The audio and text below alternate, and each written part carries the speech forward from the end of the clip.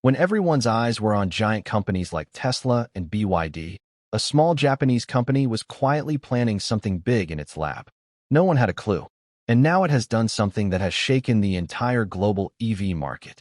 While Tesla is busy chasing luxury headlines and Toyota keeps telling us hybrids are the future, an 82-year-old grandmother in rural Hiroshima just flipped the script on the entire EV industry. And no, she didn't buy a Tesla or a Prius. She bought a $7,000 electric car that's smaller than a golf cart that, in her own words, completely transformed her life. We're talking about the Miat from KG Motors in Japan, a tiny one-seater that's becoming Japan's quiet transportation revolution. This isn't just some cute budget car. This is about freedom, dignity, and independence in places big corporations forgot. But how did a glorified scooter outsell the world's biggest automaker? The hidden crisis driving Japan's EV revolution. The Maybot isn't just outselling Toyota. It's pulling back the curtain on a transportation crisis that's been quietly devastating rural Japan. To really understand how a $7,000 one-seater EV is shaking the industry, you have to leave the neon lights of Tokyo and head out to the forgotten countryside. And what you'll find there is something the big automakers would rather you didn't see. Japan's rural bus networks are vanishing.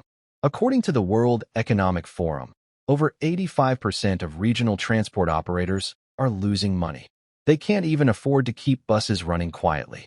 Routes that served villages for generations are shutting down.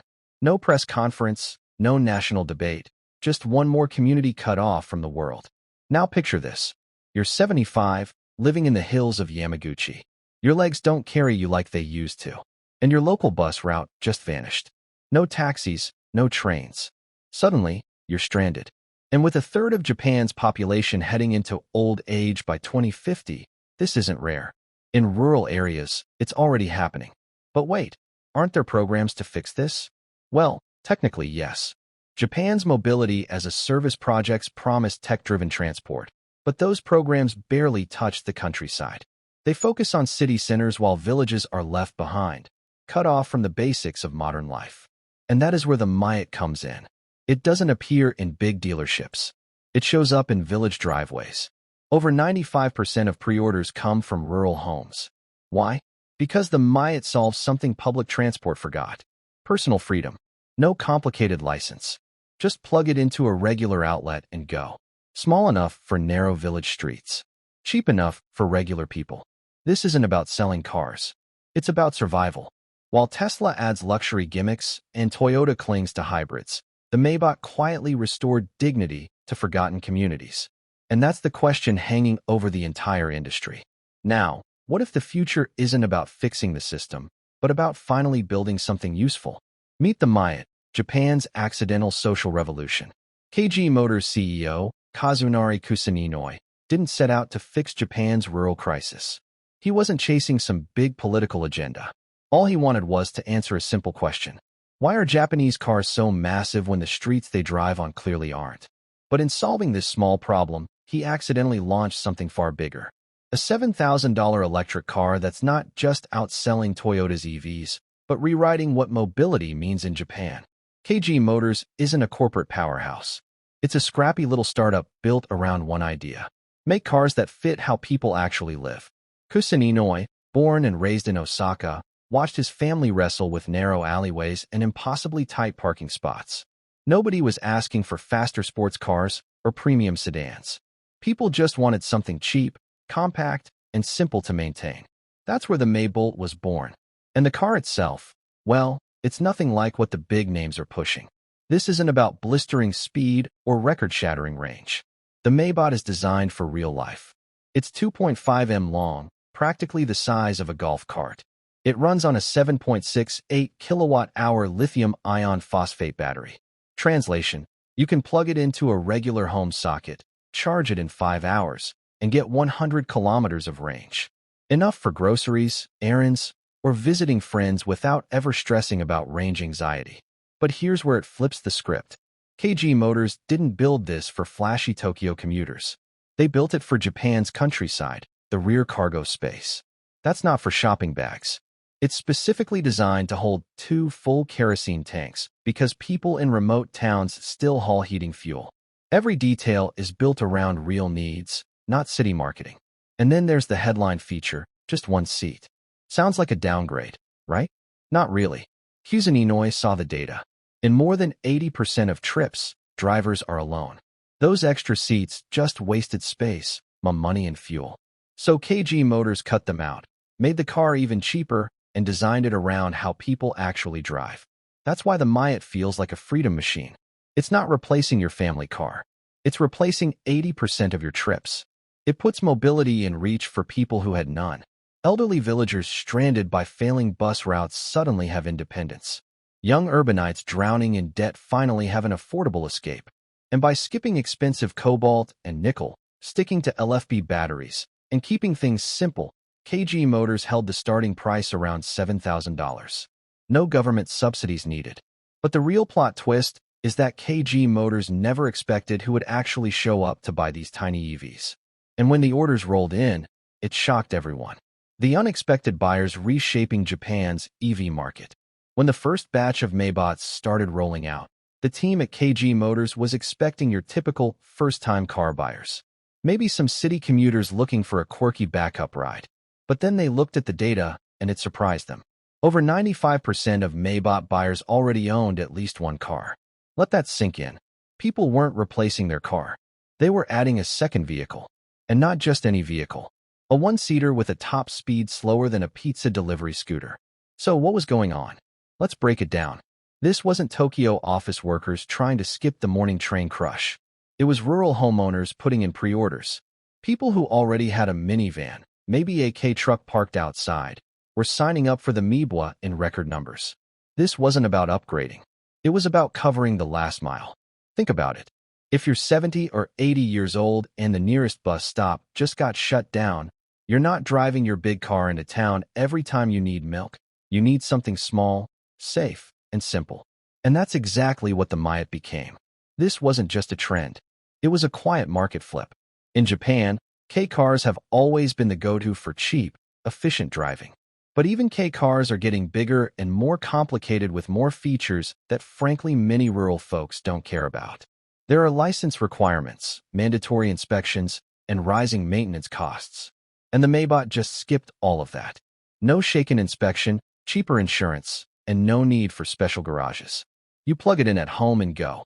That's why so many seniors, especially women in their 70s and 80s, started pre-ordering it.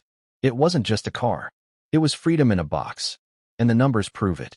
By mid-2025, KG Motors had racked up over 2,250 pre-orders. For context, Toyota only managed 2,000 electric vehicle sales in all of 2024.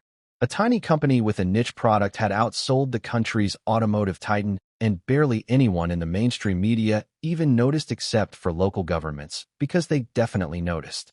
In towns across Japan, municipal offices started eyeing the Maybo not as a car for residents, but as a service tool.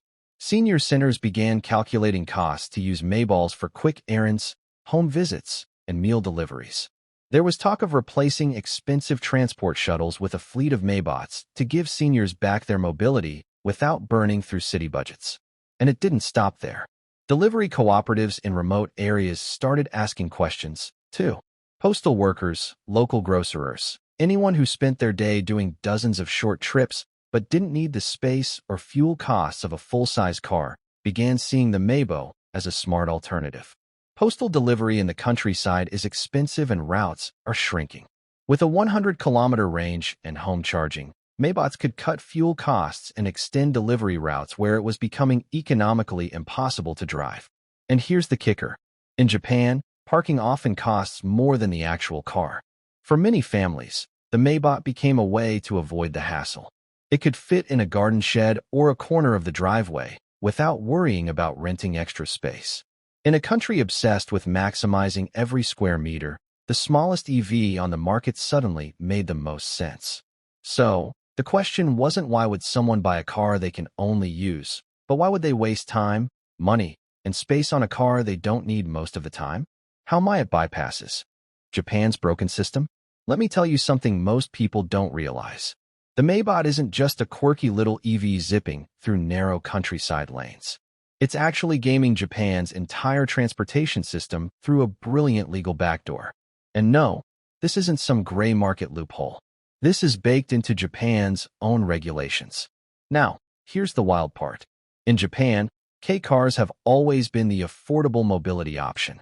But even those come with strings attached: insurance costs, shaken vehicle inspections, parking fees, and licensing hurdles that have only gotten stricter as the population ages. So what did KG Motors do? They looked at the rules, and instead of fighting them, they played smarter. The Meibo is classified as a low-speed vehicle with a maximum speed of under 60 km/h.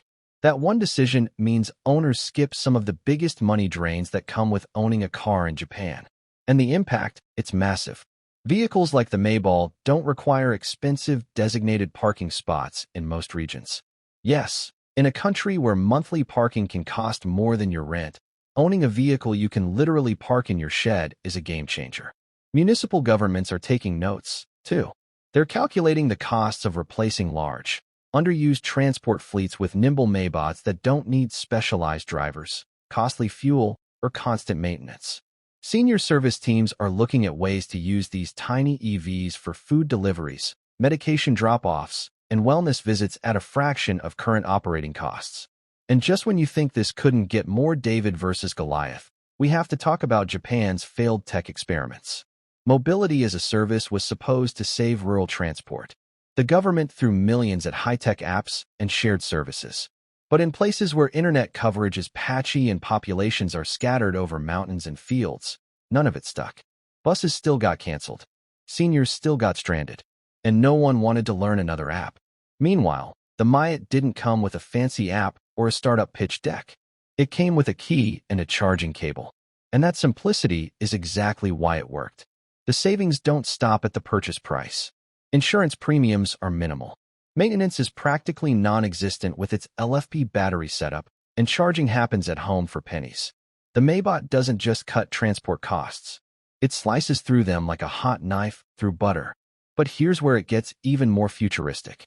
The Meibot is not just a slow-moving electric cart. KG Motors designed it with over-the-air software updates. That means 1 year from now, your Meibot could be smarter than when you bought it. Rural municipalities are already discussing possibilities like vehicle-to-grid energy sharing, emergency alert systems for seniors, and even basic telehealth monitoring all through the car you use to grab groceries. And I know what you're thinking. How can a tiny, slow EV be more practical than a Tesla? Well, here's the shocker. By intentionally making the Meibot slower, smaller, and more focused, KG Motors made it more compatible with the real, everyday needs of millions of people. In places where Teslas can't even find a charging station, the Meibot is becoming a lifeline. But this story isn't all sunshine. Because now that the Meibot is disrupting more than just the car market, it's attracting some very powerful enemies. The big automakers, the transport unions, and the local bureaucrats. They're all starting to feel the pressure. And we're about to dive into how this little car triggered a quiet panic inside Japan's biggest corporate boardrooms. If a tiny, slow EV can outsell Japan's giants, what does that mean for Toyota's empire? And is this humble Meibot about to force a revolution in Japan's streets? The industry shakeup. Let's be honest, when Toyota's boardroom saw the sales chart, they must have thought it was a misprint. A $7,000 single-seater EV had just outsold their entire electric vehicle lineup in Japan. And in that moment, they realized they'd been gearing up for the wrong fight all along. For over 20 years, Toyota built its empire defending hybrids, telling the world that all-electric was risky, expensive, and not ready for prime time. But now, Toyota's doing a full U-turn. New reports show they're scrambling to push 15 new EV models and targeting 1 million EV sales by 2027. It's a complete pivot because when a tiny micro EV with a range of just 100 kilometers outsells your flagship BZ4X, you can't pretend it's just a niche market anymore. And it's not just Toyota feeling the heat. BYD, Tesla, and the other big players who've been playing the high-performance game are suddenly noticing a completely different threat creeping up behind them. This wasn't supposed to happen. The EV race was meant to be about who could build the fastest, sleekest, longest-range cars. But here comes the Meibot. Tiny and slow, blowing up everything they thought they knew about what people really want. Industry insiders are already predicting a full-on gold rush into micro EVs by 2026. Analysts expect Honda, Nissan, and even Volkswagen to release their own low-cost, low-speed EVs, targeting rural communities and last-mile mobility. Why? Because the Maybach proved something the big brands didn't want to hear. Most people don't need a spaceship on wheels. They need affordable, practical freedom. And the first brand to deliver that at scale, they win. But here's where things get dicey. Mayat's biggest weapon is affordability. Yet that advantage is already under threat. Rising lithium costs and tightening supply chains are pushing battery prices up across the board. Even KG Motors admitted that scaling production while keeping prices below $10,000 is becoming a serious challenge. Demand has already shot past what their small Hiroshima facility can handle, with over 2,250 pre-orders stacking up and no clear short-term solution to meet it. And while KG Motors is rushing to expand, the established giants are lining up their counterattack. Honda is already teasing KEVs with improved urban range. And Nissan is revisiting its dormant K strategy, this time with all-electric designs aimed at undercutting the Maybach on features. The battleground is shifting from performance showdowns to ultra-budget practicality wars. So let's be clear. This isn't just a cute little EV making headlines. This is a full-blown industry shakeup, because the Maybach didn't just outsell the big guys. It completely flipped the script. It proved the EV revolution isn't about who can build the fastest car. It's about who can build the most useful one for the people who've been ignored the most. But that leaves us with a massive question. Sure, the Maybach is punching way above its weight right now, but can a tiny startup from Hiroshima really survive the full force of global car giants throwing billions at their own micro-EV fleets? The road ahead. It's easy to go viral with a cool $7,000 electric car that looks like a toy but solves a real problem. It's much harder to deliver 20,000 of them on time while the world is watching. And that's exactly where KG Motors is right now. The company's October 2025 factory launch is the first real stress test. Up to this point, they've been riding the wave of hype. Pre-orders flew in, headlines rolled out, and even rival execs started whispering. But when you're building something this cheap, this small, and this different, you don't just need parts. You need perfection. One bad batch of batteries, or a 3-week delay on those single-seat shells, and everything slows to a crawl. And there's pressure from abroad, too. Because KG Motors isn't just thinking local. Indonesia, Thailand, and the Philippines have all shown interest in licensing or importing the Maybach. Makes sense. Dense traffic, narrow roads, and a population that doesn't need a Tesla to buy groceries. It fits.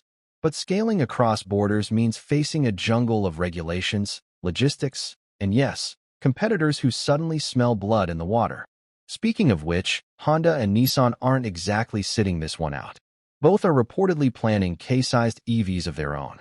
And with the Japanese government offering subsidies, they're probably going to be fast, cheap, and backed by a legacy service network that KG just can't match. And here's the twist. The very thing that makes the Maybach revolutionary, the low speed, the minimalist shell, the single-seat frame, is also what could get it shut down. Regulators are already poking around Japan's micromobility loopholes, and safety standard revisions could force KG Motors to redesign its flagship before it even finishes its first production run.